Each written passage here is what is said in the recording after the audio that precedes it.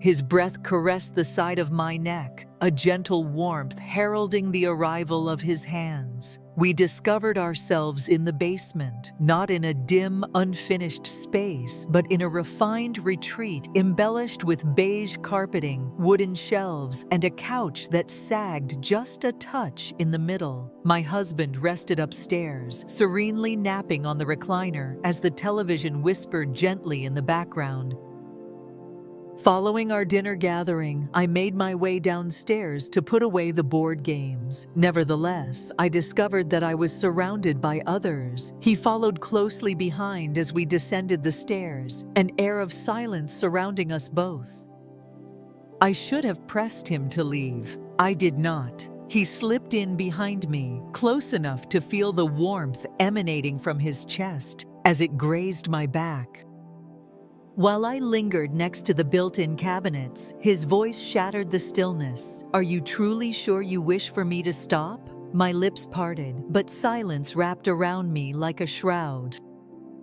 His fingers brushed against my lower back, a momentary caress. He then rested his palm upon that very spot. I found myself leaning forward, an instinctive reaction rather than a conscious decision. And that was the sole endorsement he sought. He pulled me nearer, his hands slipping under my sweater, caressing the skin just above my waistband. My breath caught in my throat. His lips brushed against the tender skin just behind my ear, and I felt the tremor start in my knees. With a gentle caress, he guided me to the couch. The cushions yielded to our weight, sinking softly under our presence. He savored each moment. Every motion was deliberate, calculated, as though he aimed to seize solely what I was prepared to give. Nevertheless, I extended my offer. His hands gently lowered my leggings. My hands gripped the couch cushions, fingers woven into the fabric, as if I needed something to ground me, or maybe to hold me together. He entered me with a measured and intentional pace. It approached quietly, stealing a sharp breath from my lips. It was quite manageable. It was far from chaotic. The situation was considerably more grave than that. It was intentional. His rhythm was steadfast, deeply measured, and with every motion, it grew ever more challenging to pretend that this was anything other than the truth. My hips arched alluringly toward him. My breath broke into uneven gasps. I whispered his name gently, not out of affection, but because the burden of it had grown too heavy to endure in quietude. His hand slipped beneath my thigh, pulling me closer. His other arm lay casually against the back of the couch, forming a protective barrier that enveloped me. I lifted my eyes, taking in the gentle rotation of the ceiling fan above me. At that moment, the truth dawned upon me. We were genuinely setting forth on this adventure, inside the boundaries of my abode, alongside my partner. I clenched my jaw, suppressing the noise that was eager to escape from my throat. He pressed deeper, and my body yielded every vow I had ever made. I thought I possessed a definitive grasp of my boundaries, until he ventured beyond their grasp. I have reached the age of 39. Almost 12 years have slipped by since I uttered the words, "I do." I meet all my responsibilities. Journeys to the marketplace, expressions of appreciation, festive gatherings to honor my in-laws on their birthdays.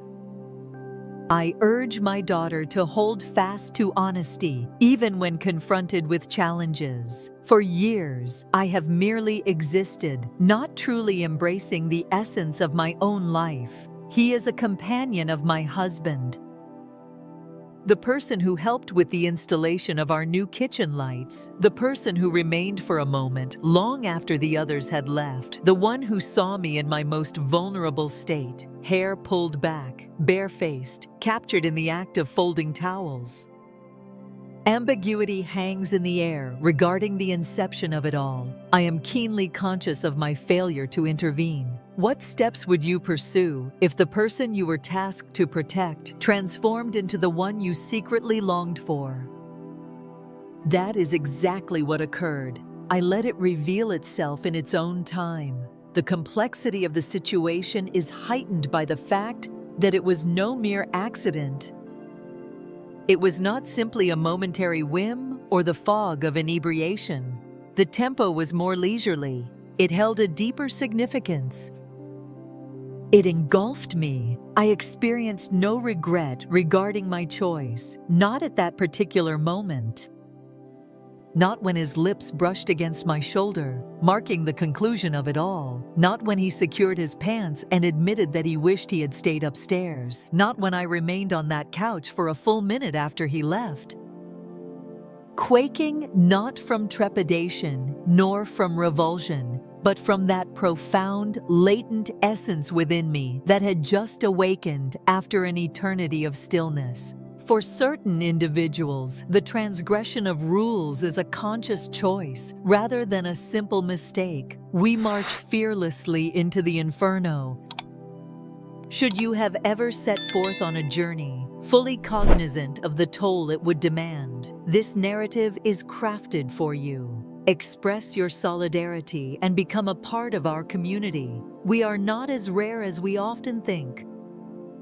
In a time not so distant, I found myself a person who followed the prescribed rules. Roused from slumber at 6, I set about brewing a fragrant pot of coffee, crafting lunches with care, and swiftly responding to the school email list in a matter of moments. I managed to juggle work calls with one hand while skillfully stirring pasta with the other. Every visit to the dentist etched itself into my recollection. The conference of every educator, every grocery item that eluded my husband's memory to jot down. That was the very core of my being, impeccably arranged and meticulously organized. Not unexpected.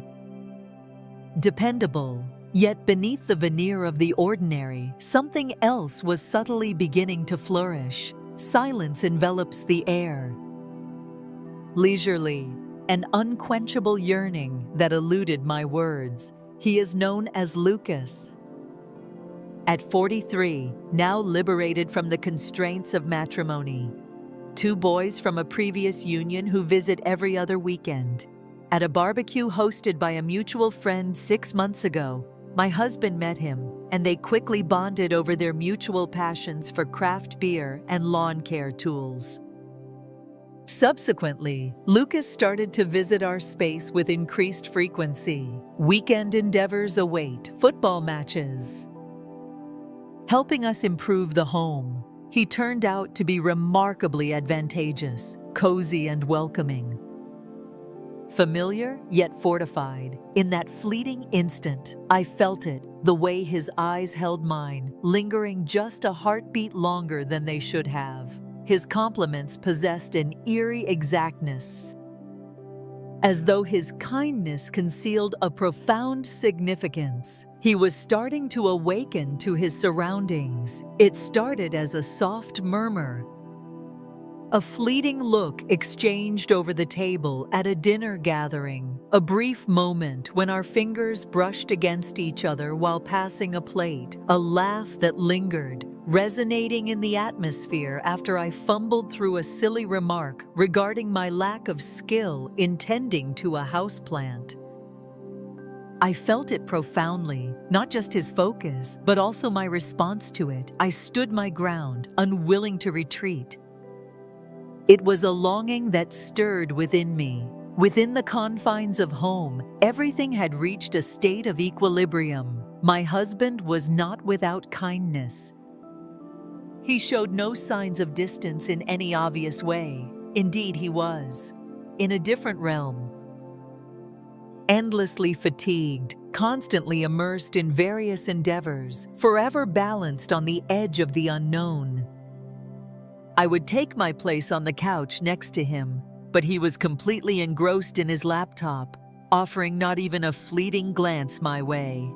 There were moments when I would ask about his day, and he would respond with nothing more than a grunt, his hand stretching toward the heavens. The recollection of his touch, a mere act of intimacy, slipped away from me, dissolving into the shadows of the past. Guided not by the constraints of routine or obligation, but by an authentic yearning, my form had seamlessly blended with the surroundings. It was only when Lucas pointed it out that I became aware of its persistence.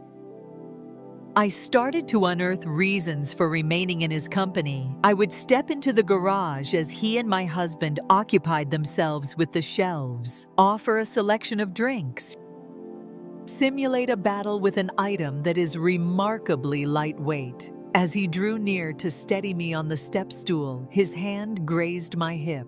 We remained motionless, ensnared in the instant. Still, neither of us extended an apology. A week later, he appeared alone, ostensibly to return a charger he insisted he had left behind. My husband was at work. I ushered Lucas through the door. We tarried at the kitchen counter. In the stillness, an unbroken hush enveloped the scene, and no events unfolded. However, everything transformed. The air around us was laden with a palpable, unvoiced tension, stretched thin. I asked if he would like a cup of coffee. He consented. I stayed motionless, refraining from any attempt to grasp it. We held each other's gaze, the moment extending just a touch beyond what felt comfortable. "Are you okay?" he asked. I find myself in a state of uncertainty. I expressed myself with an excess of honesty. He tilted his head slightly in recognition, as though he had possessed this knowledge all along. From that moment onward, the burden of guilt began to take root. Before any physical events take place, every glance appeared to bear the burden of betrayal. Every passing thought became more and more challenging to ignore. As I stood before the bathroom mirror, my gaze lingered on my reflection long after he had left. Intrigued by the essence of what he discerned within me, the unfolding awareness I started to recognize within me. In that instant, the truth hit me like a thunderclap. I was in serious trouble. What troubled me the most wasn't the slipping itself. A surge of life pulsed within me as I immersed myself in the experience. I endeavored to liberate myself from it. I orchestrated enchanting evenings out with my husband. I initiated conversations. I compelled myself to reclaim my concentration. Nevertheless, none of it found its footing. I discovered myself engaging in activities that felt utterly lacking in genuine connection. Then Lucas commenced sending messages. Infrequently, consistently direct, unfailingly relaxed. Nevertheless, it possesses a subtle tension that stirs a feeling of danger. Your pasta exceeded that of the restaurants. Your expression was utterly priceless as you triumphed over that drill. Should your husband, in due course, misplace the knowledge of programming that thermostat, do not hesitate to contact me. I would reply with bright, cheerful, smiley faces, concise replies. Brief replies that maintained an air of ambiguity. Consequently, the door lingered in a state of partial openness. The evening of the dinner gathering had finally arrived. The moment when the others left too soon. In the very spot where my husband succumbed to slumber in the embrace of the recliner, I made my way down the stairs to arrange the area.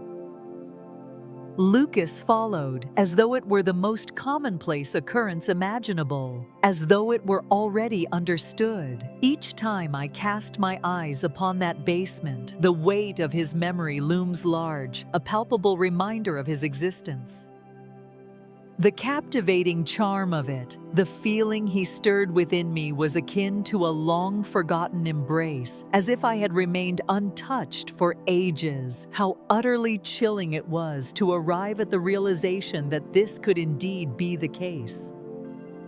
With each passing day, I have cloaked myself in a guise of normalcy, pretending that everything is as it used to be. Carefully organizing freshly cleaned clothes, crafting midday meals, crafting a perfect cup of coffee. Yet, I perceive a difference within my being, and I recognize, even if others are unaware, that I have crossed a threshold that cannot be reversed. Yet here I stand, firmly on the other side of it all. The most disconcerting element of traversing a boundary lies in the disquieting simplicity with which one can linger in that realm. Lucas opted to sidestep the events of that night, preferring to keep his words veiled. However, upon his return, the way he looked at me had changed. I discover that I am lacking in appetite, not conceited. Merely comprehension, as though we were concealing a truth that had already inscribed itself upon our souls. On a Tuesday, he paid a fleeting visit. He noted that he possessed an additional filter for our water system, the one that my husband persistently neglected to replace. While I carefully folded towels in the laundry room, a sharp knock resonated from the back door. I didn't even bother to ask why he chose to come from that direction. He remained there, filter in hand, a faint smile dancing on his lips as he explored the boundaries I had established, the kind that overstepped boundaries, assuming my agreement without so much as a whisper of question. Our exchanges were sparse and infrequent. He offered me the box. Our fingers grazed again, sparking that well-known flicker of warmth that hovered tantalizingly close to recollection. "Are you okay?" he asked. It marked the third time he had inquired about that matter with me. No, I conveyed my thoughts with a candor that may have surpassed what was required. Nevertheless, I have become familiar with it. He seemed to yearn for a closer connection. Still, he chose not to. He left without uttering a single word of insistence, and I found myself filled with loathing for him because of it, for the straightforward reason that I yearned for it. For I found myself devoid of the courage to withstand the impulse to pull him nearer should he take that step. That night, sleep slipped through my fingers like sand. I lay beside my husband, my eyes tracing the contours of the ceiling, the silence surrounding us more profound than any argument we had yet to articulate. An irresistible impulse stirred within me to awaken him from his deep sleep. A strong urge washed over me to extend another invitation for him to meet again, to connect and establish communication with me, to conjure an impression of being more than merely a date etched in his mind. Nevertheless, I held back. As I shifted onto my side, my gaze fell upon my phone, where a message from Lucas awaited my attention. "It was not my intention to catch you off guard today." I decided to remain silent. Nevertheless, I delved into it on 7 occasions. As the sun dipped below the horizon, the evening finally came for Lucas to host his friends for an eagerly anticipated poker night. My husband asked if I would help with the delivery of a few chairs. We made our arrival at around 6 o'clock. I brought in a tray of snacks. Lucas greeted me at the door, as though nothing had shifted in the fabric of our lives. As our hands met above the bowl of chips, his thumb brushed against mine with a delicate touch, and I found myself on the brink of losing everything I held dear. At last, I found my way indoors to seek out the restroom. Upon flinging the door wide, I discovered Lucas poised in the hallway. We remained motionless, ensnared in a fleeting instant of incredulity. I regret the impulsive nature of my words. Your presence had escaped my notice. Everything is going smoothly for you.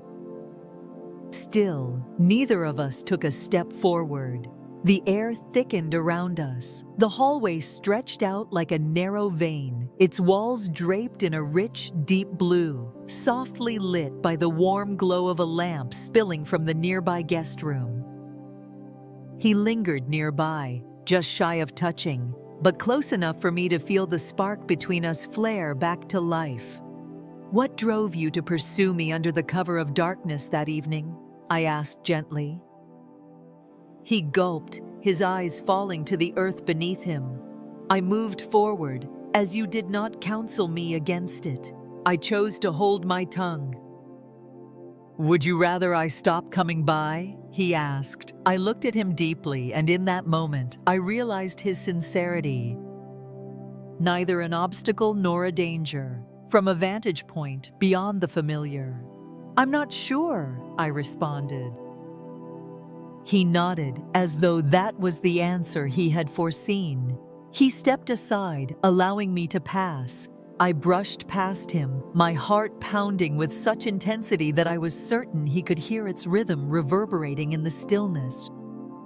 As the night deepened, I found myself lingering in the shadows, seated on the stairs, biding my time for my husband to drift into slumber.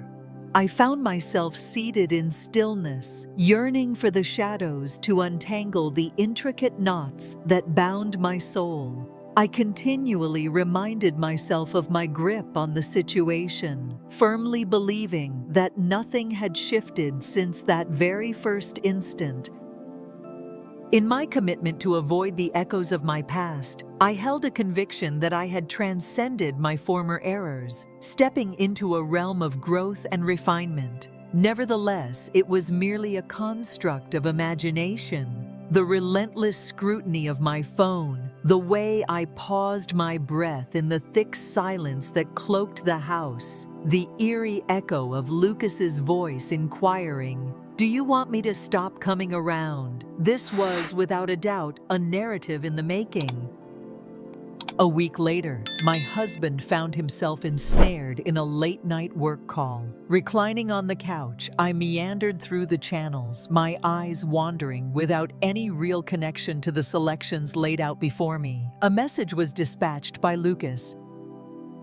"I discover myself gliding down your street. Just that, there is no doubt. No request." Nevertheless, I replied all the same. "The living room lies enveloped in shadows."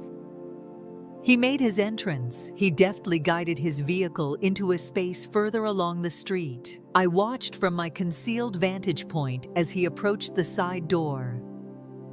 Stillness. Proceed with care. This time, we found ourselves gathered in the kitchen, confronting each other. Keep your distance. Just breathe in, embrace the intimacy, and recognize that every element of this was inherently imperfect. I came without any preconceived notions shaped by his statements. I am cognizant. Still, a deep longing stirred within me. I longed for you two. It was a defining moment for us both when those words finally slipped from our lips. However, speaking those words felt fraught with a danger more profound than any we had encountered up to that point. He was the pioneer of the dawn. He remarked that he should take his leave. I nodded in assent. I permitted him to proceed without interruption. Nevertheless, I chose not to join him outside either. I remained at the table, my fingers softly grazing the surface, soaking in the warmth that lingered from his touch. In that instant, I realized this had evolved beyond simple desire. A profound longing stirred within, deeply meaningful. With the dawn of each new day, dangerous, we had yet to reestablish our connection. Nevertheless, in every crucial facet, we have accomplished that already. It happened on a Sunday.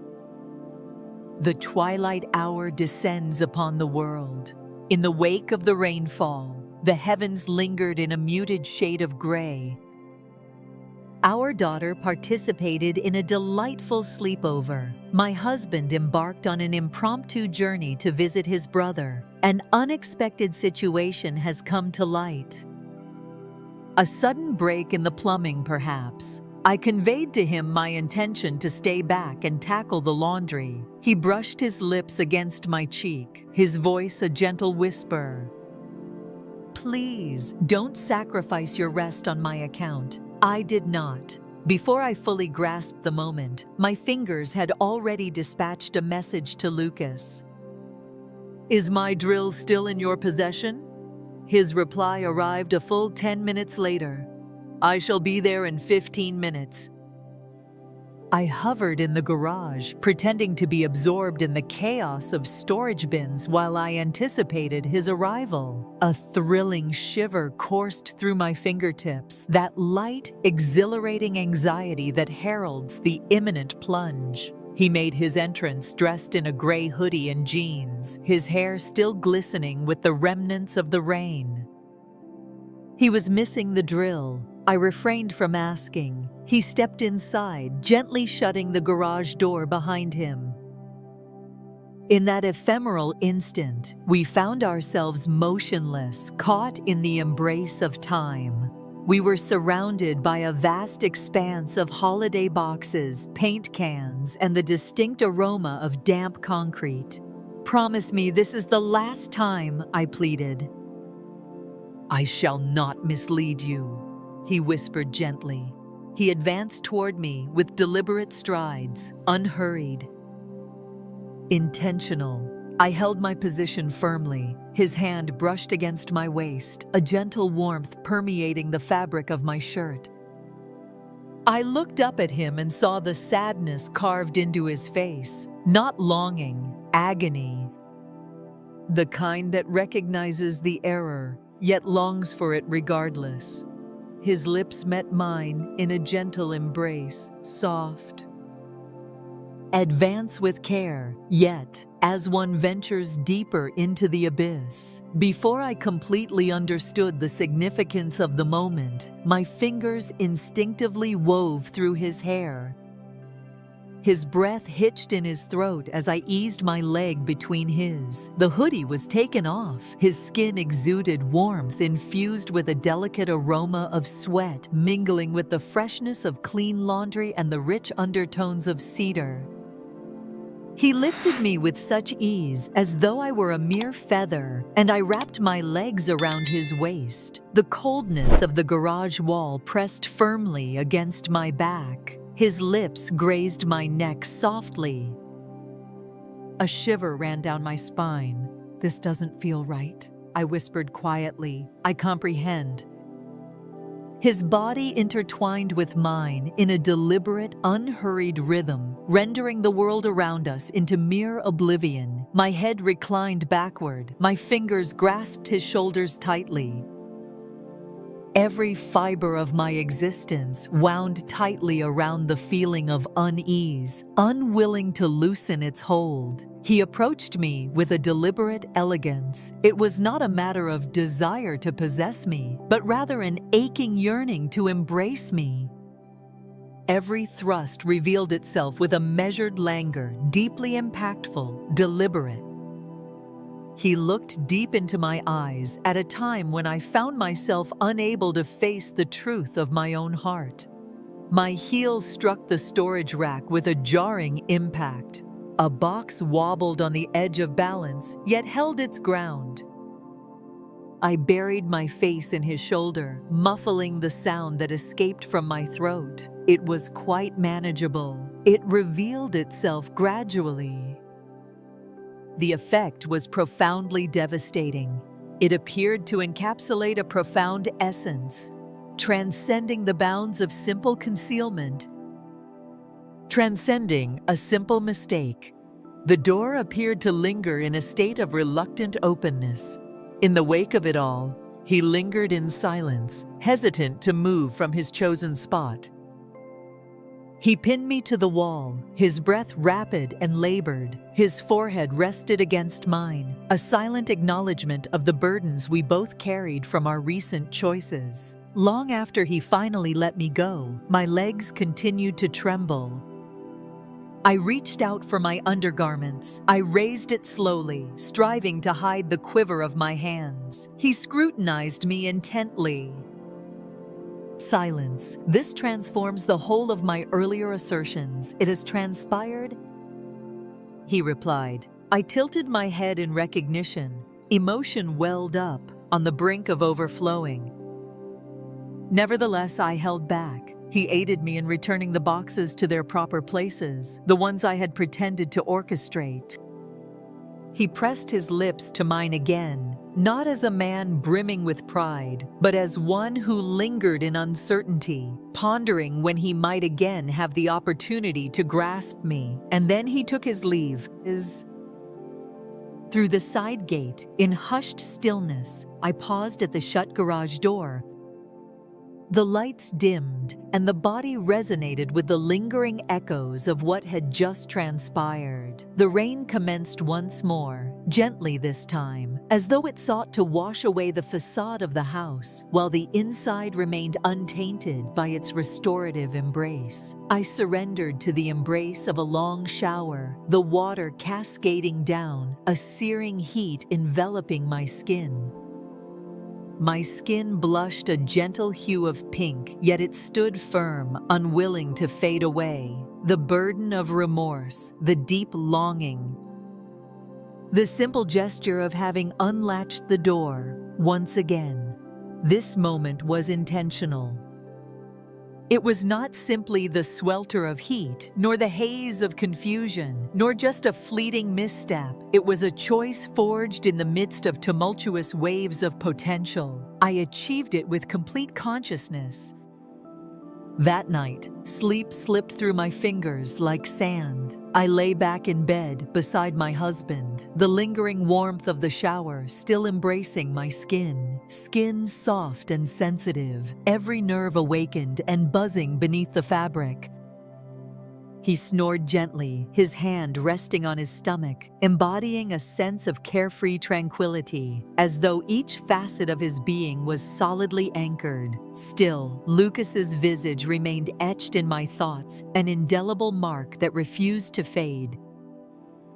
It was not the look he bore as our lips intertwined. His eyes held mine, a quiet desire to convey unuttered feelings, yet he faltered, uncertain of where he belonged. With the first light of dawn filtering through the window, I sat on the cool bathroom floor, the coffee bag leaning against the cabinet.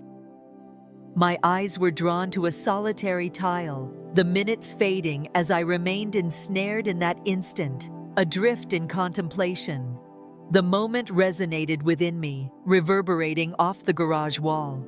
His hand brushed against the nape of my neck, a soft yet thrilling caress. The soft murmur of his breath as he uttered my name hung delicately in the atmosphere. The way my body reacted to him, even before my mind could voice its dissent. I vowed that our journeys would not intertwine again. Once again, we had crossed the threshold, and now it was time to draw the curtain on this chapter. I made a solemn promise to myself that this chapter was finally closing.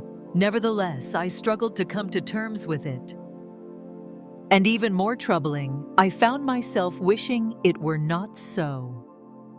3 days drifted by. I avoided the garage. As I navigated through it, a tension seized my thighs, and the echo of his voice hung in the atmosphere. With a fervor that teetered on the edge of fixation, I carefully folded the laundry. I organized the fridge as though it contained the key to redemption. I carefully combed through my daughter's school forms on 3 separate occasions, searching for a means to keep my hands busy. Once again, I beheld him. Lucas graced the dinner table with his presence, albeit briefly, a mere whisper of a visit. My husband had graciously invited him to come and examine something along the fence line. No warning reached me at all. Adorned in my apron, my hands were marked by the traces of barbecue sauce, a testament to the gastronomic journey I had just undertaken. I flung the door open, and there he was, standing before me. It hit me with such intensity that I nearly struggled to catch my breath. At first, we were quiet, simply locking eyes in a moment that stretched on a touch too long. My heart pounded in my throat, and I found myself questioning whether he could perceive its desperate cadence. "Hello," he whispered softly. "Greetings," I have provided my response.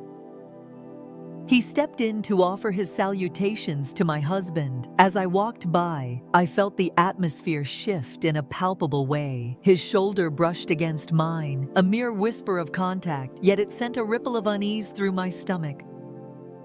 The evening unfurled as it often does, rich with laughter, flowing drinks, and captivating conversation.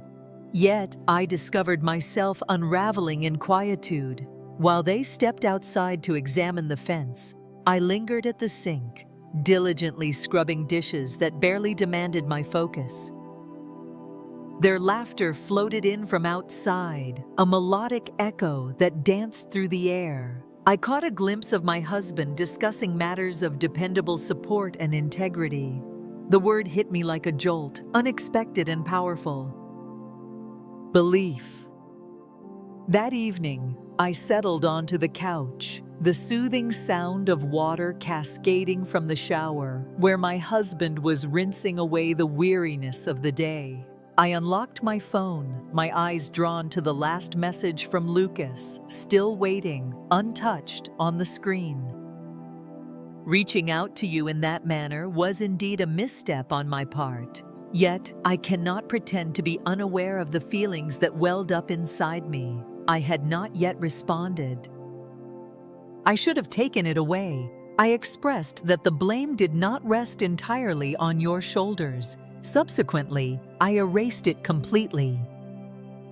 Thereafter, I transcribed it anew. For an entire minute, I held my gaze upon it, contemplating, before I finally mustered the courage to press send. He postponed his reply. The stillness loomed, poised to fracture my grip on reality. With the first light of dawn, a message awaited my attention. What unfolds from here? I chose to stay quiet. I found myself unable to, owing to my limited understanding. A shroud of uncertainty cloaked me as I traversed the familiar confines of my home, an air of stealth accompanying each step I took. As I poured my husband's coffee, a wave of hesitation washed over me, haunted by the unsettling notion that he could detect the betrayal woven into my very touch. As the day drew to a close, I meandered down the corridor and glimpsed my reflection in the mirror. I looked rather polished, meticulously tended to, clothing immaculate. A tranquil visage, yet inside everything was crumbling. The most challenging aspect, the one I struggled to articulate, was my refusal to see myself as simply a victim of circumstance. A wave of complicity enveloped me. It was the very reason that drew me back time and again. Perhaps not in the physical sense, at least. This week is not the moment. Yet within the boundaries of my thoughts, in each daydream that washed over me in the quietude of the home, a deep longing stirred within me for the instant he would take the initiative to connect with me. Once again, I crossed paths with Lucas. Fate intervened as our paths converged unexpectedly in the store. As I stood in the aisle, I carefully chose a bottle of detergent. He positioned himself in the queue ahead of me. He threw a fleeting look back over his shoulder, gazed upon me, and remained steadfast in gaze. The stillness wrapped around us like a heavy cloak. Still, his gaze revealed it all.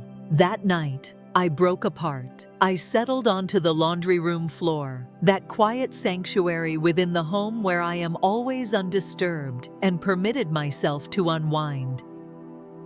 Quiet tears flowed down my cheeks, fingers pressed firmly against my mouth, shivers ripple through the body.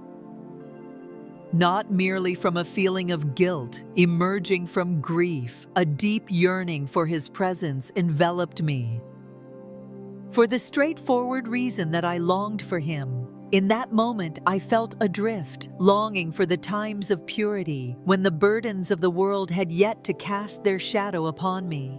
I find myself questioning whether I should continue my endeavors, or if I merely desire to put an end to the self-loathing for not taking that step. The ensuing near miss was a trivial incident. However, it is the seemingly trivial nuances that ultimately bring about your downfall.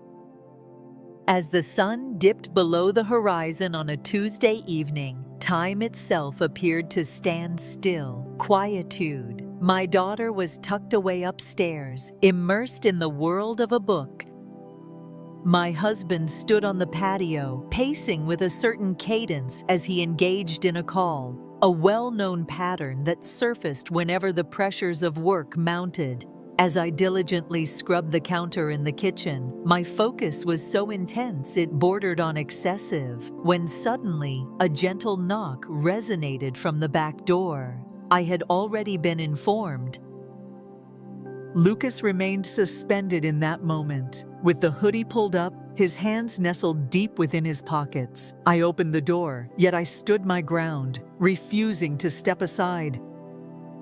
"You ought not to be here," I murmured. "I am cognizant. What is it that drives you forward? I never imagined that merely gazing upon you could bring such anguish." He articulated it in a manner that appeared to elevate the circumstances. Encountering me would not result in a series of entangled complexities. He did not even try to step inside. He did not reach out to take my hand. He lingered on the back steps beneath the porch light, a figure reminiscent of one who had lost the knack for untangling the complexities of life. "Do you ever ponder whether a different choice would have led you down another path?" he asked. I opened my mouth. It was sealed tight. My throat was tight, as if gripped by an unseen force. There were moments when I raised my voice, yet not for the justifications I should have embraced. He nodded, a gesture that seemed to inflict upon him a quiet agony. "In that event, I shall bid you farewell." He turned sharply. That should have marked the conclusion of the matter. Suddenly, the door behind me creaked open, unveiling the other door. My husband stepped into the kitchen, earbuds firmly in place, on a quest for something that seemed just out of reach. He paused, his gaze landing on me by the back door, the light casting a glow that outlined the figure moving slowly down our driveway. "Who might that be?" he asked. A shiver ran through my veins. My voice wavered. "Merely Lucas. I have spoken. Last week, he abandoned an item in this place." I turned my eyes away from his face as I uttered the words. I caught myself polishing the counter, even though it gleamed without a flaw. He held back from pressing forward. I chose not to delve deeper into the matter. However, an undeniable change hung in the air after that instant. He started to see me from a different perspective, not with uncertainty. It wanes as the distance grows, a distance that murmurs skepticism, yet possesses not the strength to articulate it openly. That moment sparked a profound resolve within me. A family day trip was carefully orchestrated. Your reservations are confirmed. Wore a brighter smile. He reciprocated the smile, conveyed appreciation. He took hold of my hand as I reached out to him. Nevertheless, he held back from bestowing a goodnight kiss upon me during that week. There was always a purpose behind their touch. The silence that surrounded us deepened, becoming almost palpable. It occurred to me that, no matter if the truth was ever voiced, it had already revealed itself in undeniable ways. His eyes remained fixed on my phone, its glow casting a soft light on the table, a quiet intensity woven into his scrutiny. He paused for 2 beats before inquiring about the identity of the texter. His silence resonated deeply while I offered responses that tumbled out in a hurried stream. One evening, as we stood side by side at the bathroom mirror, Our reflections softened by the steam from the shower. We brushed our teeth in unison. He spit-rinsed, cast a glance downward, and then stated flatly, "Do you still want to be here?" My hand froze mid-air, caught in a moment of hesitation, just short of the towel. "What kind of question is that?" He turned his eyes away from me. "Kindly offer the solution." Nevertheless, I discovered that I was incapable of achieving it, owing to my limited understanding. For a piece of my essence, it genuinely did. Yet a fragment of my being lingered in the garage, remaining pressed against the wall, still longing for the kind of touch Lucas bestowed upon me, as if I were something more than just a familiar routine. I sensed that I was a memory carved into the fabric of time. I opted to remain silent. He held back from inquiring again. It was a night unlike any other, steeped in despair. For I have come to realize that there lies a danger far more profound than simple exposure, fleeting anger, or the fracturing of a union. I arrived at a disquieting understanding that I had relinquished something destined to remain eternally unattainable. The iteration of myself that stayed true to him. The woman who could take her place beside him, enveloped in a feeling of untainted serenity. In this quietude, an imperfection resides deep within me,